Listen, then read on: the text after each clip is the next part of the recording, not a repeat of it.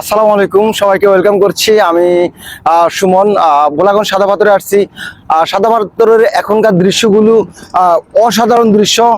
তবে সাদা পাথরের দুইটা ভিউ থাকে। একটা ভিউ হচ্ছে সাদা পাথরের, একটা ভিউ হচ্ছে যখন বর্ষা মৌসুম থাকে না, তখন আপনারা পাথর দেখতে পাবেন, বড় বড় ছোট ছোট পাথর দেখতে পাবেন, মানে সাদা পাথরের টুকরোগুলো দেখতে পাবেন। তবে ওই দৃশ্যগুলো আপনারা এখন দেখতে পাবেন না, যার কারণে আপনারা দুইটা সৌন্দর্য দেখতে পাবেন। একটা হচ্ছে বর্ষা মৌসুমের সৌন্দর্য, আর একটা হচ্ছে আপনার বর্ষা ছাড়া যে সৌন্দর্যটা দেখা যায় পাথরের। আর এই যে বর্ষা মৌসুমের যে সৌন্দর্যটা, সেটা আপনাদেরকে আমি এখন দেখাচ্ছি। এই যে নৌকা, সারি সারি নৌকা, হ্যাঁ, সারি সারি নৌকা যাচ্ছে। আর ওই যে দূর প্রান্তে, ওটা হচ্ছে ইন্ডিয়ান মেঘালয় রাজ্যের পাহাড়গুলো। দেখেন না, আপনার ক্যামেরার চোখে দেখলে বুঝতে পারবেন যে আসলে বিশাল বড় পাহাড়, চতুর্দিকে পাহাড়, মেঘাচ্ছন্ন মেঘগুলো যারা পাহাড়ের মধ্যে আশ্রয় পড়েছে। এত বিশাল বড় পাহাড়ের মধ্যে যে মেঘাচ্ছন্নতা।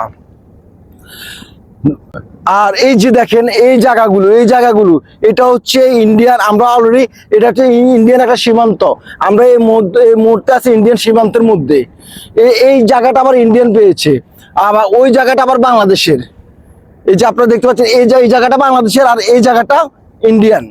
তো আমরা অলরেডি ইন্ডিয়ান সীমান্তের মধ্যে। তো